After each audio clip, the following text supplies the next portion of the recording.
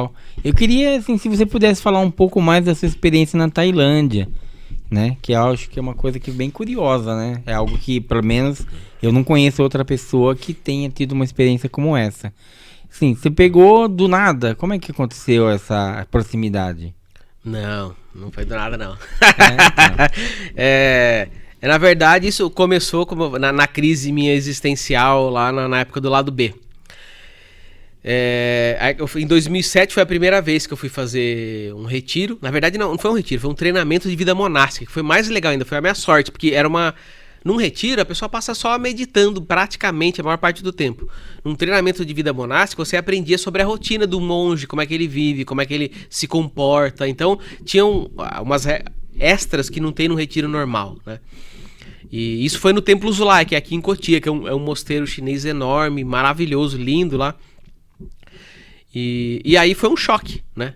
Só que a minha vida, eu vivia na noite, eu era músico, literalmente vivia à noite, eu trabalhava na madrugada, enfim, né?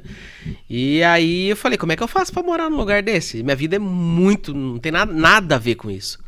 Aí eu falei, vou ter que mudar minha vida, é só assim, né? Então eu passei alguns anos mudando a minha vida, então, sei lá, eu falei, eu parei de beber, comecei a sair menos, parei de tocar, né? Não que isso fosse algo errado, é porque eu falei assim, essa vida que eu quero ter, que eu vi lá no mosteiro, se eu viver essa vida aqui eu não vou conseguir, é muito diferente, eu tenho que me preparar. São escolhas. São, né, escolhas. Então, eu fui mudando a minha vida muito, então até os amigos mais próximos, ninguém tomou um susto absurdo, porque todo mundo foi vendo as mudanças. Quem ficou um tempão sem ver, falou, tá louco, né, surtou, vamos mandar internar ele. E aí, em 2007, eu comecei a frequentar retiros. Todo ano ia vários retiros, né? Retiro de 3 dias, 4 dias, 5 dias. Aí comecei, às vezes, como voluntário lá também. E aí, em 2010, eu falei, agora eu sinto que eu tô pronto pra morar no mosteiro, né? Aí eu tentei ir pra lá, eles falaram, não existe mais o programa, não pode mais. Daí eu falei, não, mas eu quero, né? Eu pensei, né? Daí eu ligava lá quase todo dia, falava, deixa eu ir aí, as monjas lá, não tem mais como, né? Eu falei, não tem problema, deixa eu ir ser voluntário, e eu fiquei atazanando. Eu falei, eu vou até aí, falou, não adianta vir, não tem, falou, não tem problema, eu vou aí do mesmo jeito. Aí eu fui lá, você tem que insistir, né? E aí eles viram e falaram, não, deixa ele ficar. Ele quer muito. Deixa ele ficar. Aí em 2011 eu me mudei pra lá, fiquei 1 ano. Né, morando com as monjas lá no Templo Zulai. E nesse período eu acabei, por eu ter essa tendência idealista, mais uma vez falei, putz, eu queria uma coisa mais tradicional, né? Aí eu comecei a estudar os ensinamentos do Buda, o que ele ensinou mesmo, não o que um monge ensinava, né, sobre os ensinamentos dele. E aí eu falei, caramba, né? Foi a mesma sensação que eu tive quando eu li o Evangelho. Eu falei, Jesus viveu uma vida semelhante à vida do Buda, uma vida bem simples, de entrega para a prática, de pobreza, né? Eu falei, será que isso existe? De novo veio essa pergunta, né? E aí eu comecei a pesquisar e eu descobri que na Tailândia tinha o budismo Theravada, a tradição de floresta, que isso estava vivo ainda. Eu falei, caramba, né? Mas ainda não conhecia ninguém, né? E aí eu decidi, em 2011 eu fiquei lá até o final do ano, e aí eu fui fazer um retiro no Rio de Janeiro, eu descobri que tinha uma tradição Theravada no Brasil. Lá no Rio de Janeiro, tinha um mosteiro lá. Aí eu fui fazer um retiro na virada de ano, do Natal pro Ano Novo, um retiro de 20 dias. Uhum. Então já foi difícil, que eu nunca tinha feito um retiro de 20 dias, e era uma tradição Theravada que eu não conhecia.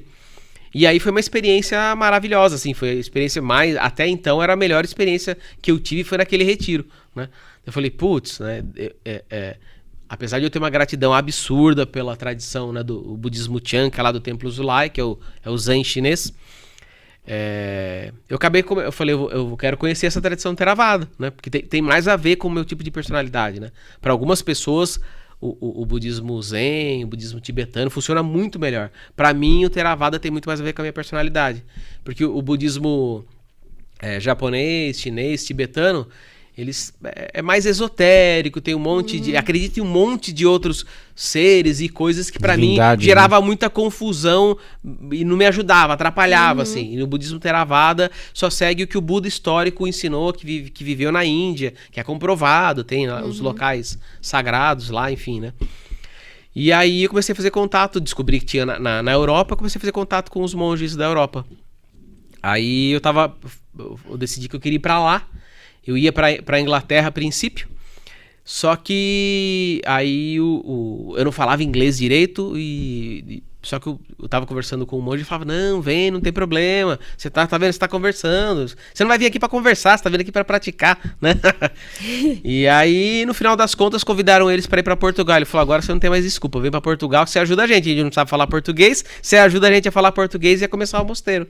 Então, enfim, juntou a fome com a vontade de comer. E eu fui pra Portugal, né? Aí já era a tradição, Theravada, a tradição de floresta tailandesa. Então eu tive um contato já bem intenso ali, que eu fiquei até mais do que no mosteiro, que eu fiquei muito próximo dos monges, que eu tinha que ajudar eles pra fazer tudo lá, né? Sim. Então eu tive um contato mais próximo do que o normal, assim. E o monge principal lá era o Ajahn Vadiro, que é um monge, ele se ordenou na Tailândia, treinou lá por muitos anos. E aí ele falava, você tem perfil, vai pra Tailândia. Eu falava, todo mundo fala que lá é muito difícil, é muito austero. Ele falou, vai que você tem perfil. Aí, no fim, eu tinha vontade, mas eu tinha muita insegurança. E aí ele acabou, enfim, sendo o meu maior incentivador. Então, em 2011 eu morei no Zulai, daí em 2012 eu fiquei um pouquinho lá no Rio de Janeiro, em Portugal. E em 2013 eu fui pra Tailândia, né? Que foi a época que a gente se encontrou, realmente, que você se despediu. Falou, tô indo pra Tailândia, realmente. 2013. Aí foi a maior experiência da minha vida, assim, né? Então, morar num mosteiro de floresta, literalmente, não é na floresta amazônica, primeiro porque, infelizmente, destruíram todas as florestas lá, é muito pior que aqui. Então, são reservas. Nossa, lá desmataram tudo. Porque até é engraçado, eu lendo os livros, a maioria das histórias se passa onde eu tava. E era região de floresta, tinha tigre, elefante, e só sobrou, o principal são onde estão os mosteiros, que murou, e aí a pessoa não pode derrubar dali pra dentro. Então são umas pequenas reservas. É floresta, mas são espaços pequenos, né, comparado com o que era antes. E foi incrível, né, até porque era essa coisa que eu falei de querer encontrar uma coisa mais perto das origens daquela prática, né, das origens daquela vida espiritual, como o Buda viveu, como o Buda praticou, como ele ensinou. E nessa tradição é muito semelhante. Não é igual, mas é muito semelhante.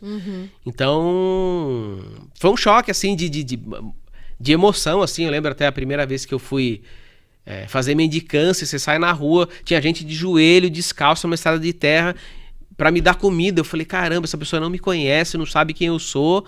E ela acordou, e isso era 7 horas da manhã, precisa fazer uma refeição cedo. Que hora que essa pessoa acordou pra fazer comida pra mim? Que eu tô, né? Foi uma experiência, assim, absurda, assim. Né?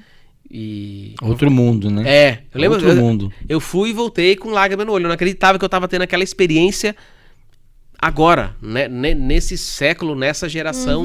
Aquilo tava vivo lá ainda e lá funciona, né? Então, viver num mosteiro, né, de floresta, você mora numa cabana, não tem eletricidade, não tem móveis, não tem...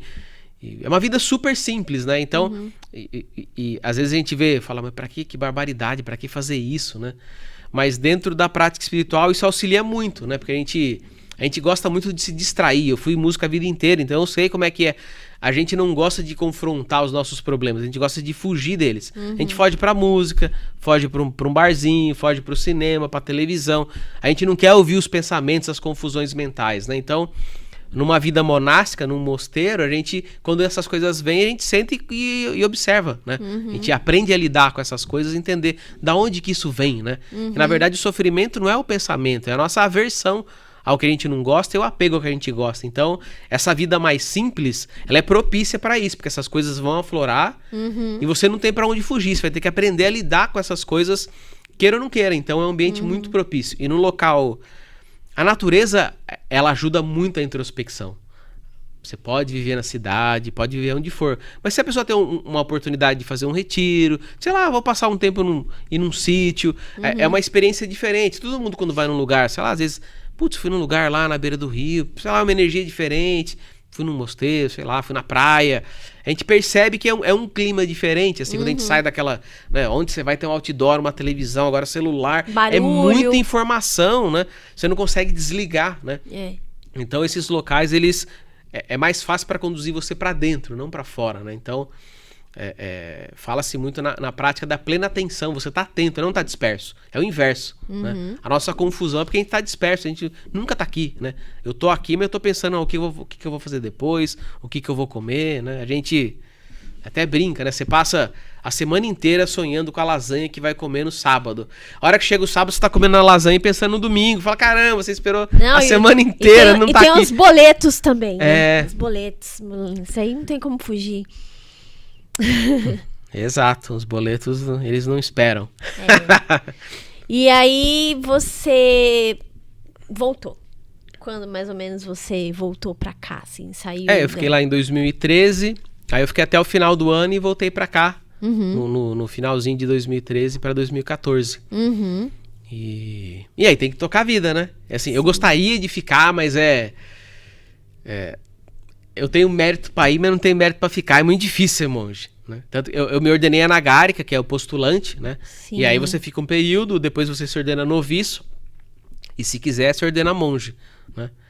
E por eu ter uma tendência que isso não é algo bom, né? É algo ruim, de ser muito perfeccionista, idealista. Eu falo, se não for para ser um monge muito bom, eu não vou ser, né? Porque assim, é muita responsabilidade você ser alguém que você vira uma referência para muita gente. Eu, como músico, era uma referência que era a referência mais ou menos, né? Agora você, como um monge, como um pastor, como um padre, né? Se alguém assume essa profissão e faz uma besteira, ele tira a fé de meio mundo. É um negócio muito, muito, muito sério. Então, eu não me senti preparado para me ordenar monge, eu acabei voltando, né? Entendi. Mas eu não deixei, minha vida continua, né? A prática ainda é a coisa mais importante, então tudo que eu faço eu tento manter dentro, que a ideia de fazer a vida ser uma prática, né? Não só a prática o domingo, o dia da missa, o dia do culto, o dia do seja lá o que for. Mantém, né? A disciplina, né? Fazer o dia a dia a prática, né? Colocar tudo que a gente aprendeu no nosso dia a dia, seja no trabalho, com a família, com os amigos, com quem a gente gosta, com quem a gente não...